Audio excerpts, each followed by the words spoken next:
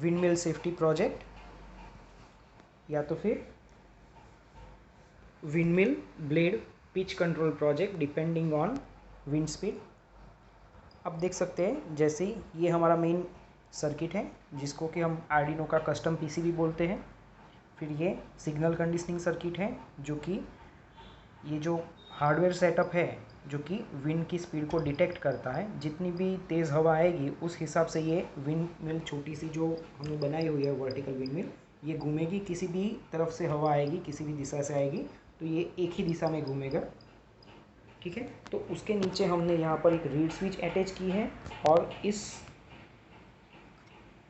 Wind mill के साथ यहाँ पर हमने एक मैग्नेट अटैच किया है जो वो जब भी ये एक रोटेशन ख़त्म करेगा, कंप्लीट करेगा, तब ये रीड स्विच के पास से गुजरेगा जिससे कि इसको एक पल्स मिलेगा। वो इस पल्स की इतनी कैपेसिटी नहीं होती कि वो आर्डिनो को डायरेक्ट पल्स दे सके, 0 to 5 वोल्ट के बीच में वो नहीं रहता है। तो उस सिग्नल को कम कैपेसिटी वाले सिग्नल को हमने LM358 नंबर की एक ओपेम्प में फीड किया है नॉन इन्वर्टिंग इनपुट पर, और वहाँ पर वो कंपेयर होके उसके फर्स्ट आउटपुट के साथ अटैच किया है हमने आर्डिनो की चिप को, जिसको जो कि आर्डिनो की इंटरप्ट पिन यानी इंटरप्ट 0 D2 के साथ कनेक्शन किया हुआ है। यानी जब भी यहाँ से, जो कि पूरे 0 और 5 वोल्ट के बीच में प्योर स्क्वायर वेव रहेगा, जबकि यहाँ पर आपको प्योर स्क्वायर वेव नहीं मिलेगा, थोड़ा उसके अंदर नॉइज़ मिलेगा। वो नॉइज़ ये सिग्नल कंडीशनिंग सर्किट क्लियर कर कर प्योर सिग्नल आर्डिनो की चिप को इंटरप्ट में देगी स्क्वायर वेव के तौर पे। तो जितनी भी बार यहाँ से क्लॉक पल्स आएगा, यानी ये जितनी भी स्पीड में घूमेगी, जितने आरपीएम पे घूमेगी, वो आरपीएम यहाँ आर्डिनो की चिप को मिल जाएंगे।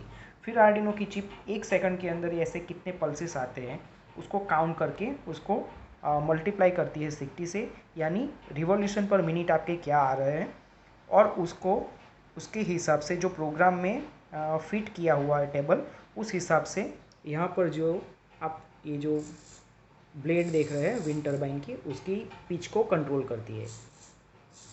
ठीक है, ये सब चीज़ करने के लिए उसको चाहिए 3 सर्वो मोटर। हर एक ब्लेड की अलग अलग सर्वो मोटर हमने लगाई हुई है जो कि उसकी पिच को कंट्रोल करेगी। अब हमने अभी जो ये मैन्युअली किया है वैसा आप कभी मत कीजिए, क्योंकि उससे मोटर परमानेंट डैमेज हो सकती है। ये सिर्फ डेमो के लिए आपको दिखाया था, ऐसा खेलना मत इसके साथ। और वो अटैच की गई है पिन नंबर 9 के साथ, आर्डिनो की D9 के साथ उसको अटैच किया है, जो कि PWM पिन है जिसके साथ इसका सिग्नल कनेक्शन किया हुआ है, ऑरेंज वायर, और ब्राउन नेगेटिव है और रेड पॉजिटिव है। 5 वोल्ट, हाँ, नॉट 12 वोल्ट। और वो 5 वोल्ट हमको कहाँ से मिलेंगे? हमको मिलेंगे इस वोल्टेज रेगुलेटर से। ये वोल्टेज रेगुलेटर 7805 की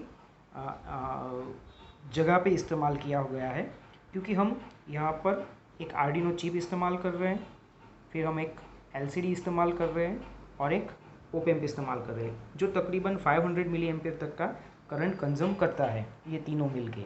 उसके साथ साथ हमारे पास यहाँ पर 3 सर्वो मोटर है जो कि तकरीबन 1.5 एम्पियर का करंट कंज्यूम करेगी जब भी मूवमेंट कर रही होगी, तब हमेशा कंज्यूम नहीं करेगी। तो तब क्या होगा कि 7805 की जो कैपेसिटी है उससे बाहर निकल जाएगा, और 7805 हीट होकर डायरेक्ट भी हो सकती है, जो कि पूरे प्रोजेक्ट को जला सकती है, बर्न कर सकती है। तो उससे ओवरकम करने के लिए हमने यहाँ पर ये LM2596 चिप वाला एक बक कन्वर्टर यूज़ किया हुआ है, जो कि 3.5 एम्पियर तक का करंट हैंडल कर सकता है। वापस से ये गर्म भी नहीं होता। 7805 में आपको हीट सिंक भी लगानी पड़ती है। तो आप देख सकते हैं कि उससे ये बेटर है, फुटप्रिंट बड़ी है, साइज़ बड़ी है, कॉस्ट वाइज भी ये ज़्यादा महंगा आता है, परंतु ये काम भी बढ़िया करता है, इसलिए इसको यहाँ पर इस्तेमाल किया गया है। अभी आप देखिए हमारे पास यहाँ पर एक LCD है जो 16x2 अल्फ़ा न्यूमेरिक डिस्प्ले बोला जाता है। फिर एक 80 मेगा 328P चिप है जो कि आर्डिनो उनो और नैनो में आने वाली चिप है, यानी प्रोग्राम वही रहेगा आपका। फिर उसको क्लॉक सिग्नल देने के लिए यहाँ पर एक क्रिस्टल ऑसिलेटर है, और उसके एग्जैक्ट बाजू में 22 पिकोफेराडे के क्रिस्टल के रेजोनेंट फिल्टर है। फिर यहाँ पर ये आप 4 पिन का जो मेल कनेक्टर देख रहे हैं, वो प्रोग्रामर अटैच करने के लिए है, जिससे कि कंप्यूटर से प्रोग्राम इसके अंदर ट्रांसफ़र हो सके। फिर ये रीसेट स्विच है और रीसेट का कैपेसिटर है, और ये एक 10 किलो ओम का रीसेट का रजिस्टर है जो कि रीसेट की पिन से ग्राउंड किया हुआ है। फिर आप देख सकते हो कि यहाँ पर हमारे पास दो एलईडी हैं, एक ग्रीन है और एक रेड है। रेड एलईडी का मतलब है कि विंड बहुत ज़्यादा है और अभी विंड टरबाइन ऑपरेट करने के लिए सूटेबल नहीं है, सेफ़ नहीं है, तो वो रेड लाइट करके यहाँ से पिच आइस की ज़ीरो कर देगा, जिससे कि कम से कम विंड इसकी ब्लेड के साथ संपर्क में आए और उसका घूमना रुक जाए या तो फिर कम से कम हो जाए, जिससे कि इसकी स्पीड बढ़ेगी नहीं और कोई एक्सीडेंट अगर हो सकता है तो उसको वो पहले ही रोक देगा। ग्रीन का मतलब है कि अभी बिलो डेंजर लेवल है और आपके विंड टरबाइन एनर्जी जनरेट कर सकती है। तो ये इंडिकेशन है और एलसीडी के ऊपर भी आपको इन्फॉर्मेशन मिलती रहेगी। और ये पूरी चीज़ अभी हम चला रहे हैं 12 वोल्ट पर।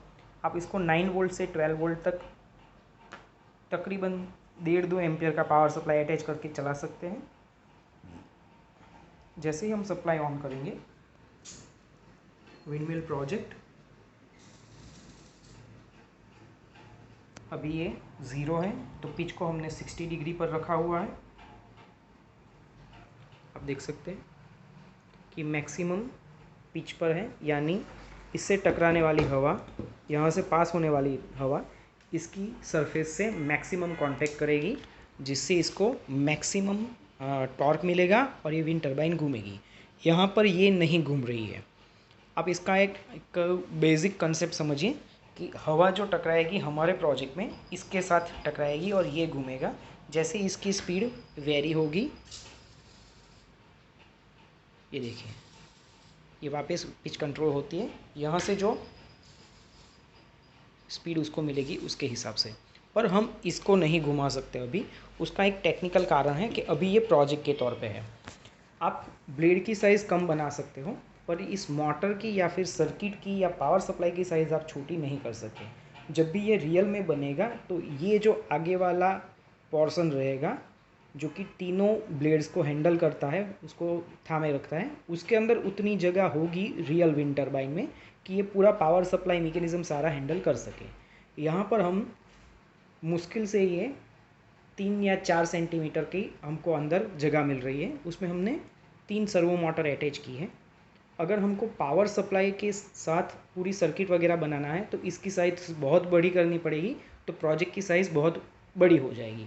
फिर उसको एक बेयरिंग के साथ कनेक्ट करके यहाँ से जनरेशन कर सकते हैं, पर ये प्रोजेक्ट के तौर पे वो पॉसिबल नहीं है। इसलिए हमने यहाँ पर घूमने वाली एक छोटी विंड टरबाइन बनाई हुई है जो कि एनर्जी कोई भी जनरेट नहीं करती, सिर्फ आपको विंड की स्पीड बताती है कि कितने आरपीएम पे घूम रही है।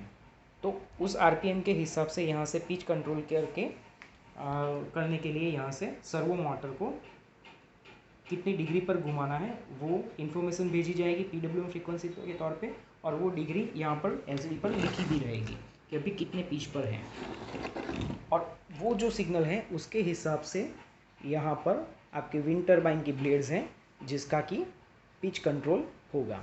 तो अभी ये घूमेगा नहीं, ज़बरदस्ती घुमाने की कोशिश मत कीजिए, वरना ये केबल्स टूट जाएंगे और डैमेज हो जाएगा।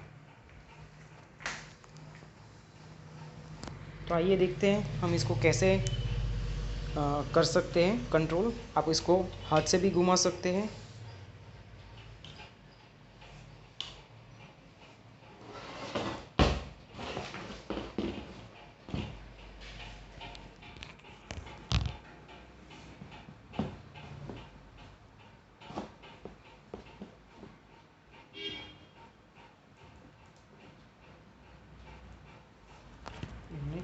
ब्लेड्स इस तरफ कर दी है, आप देखिए यहाँ पर हमारे पास स्पीड 0 है तो पिच 60 है।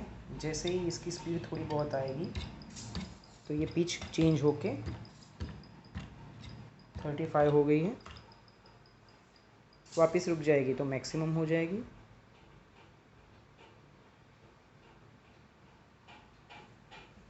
आप यहाँ पर हेयर ड्रायर का या छोटे ब्लोअर का भी इस्तेमाल कर सकते हो, जिसकी मदद से आप यहाँ पर थोड़ी बहुत हवा डालोगे तो उस हिसाब से पिच कंट्रोल आपको प्योरली देखने को मिलेगा। ये वापस मैक्सिमम पे आ गया। तो इस तरह से ये प्रोजेक्ट काम करता है।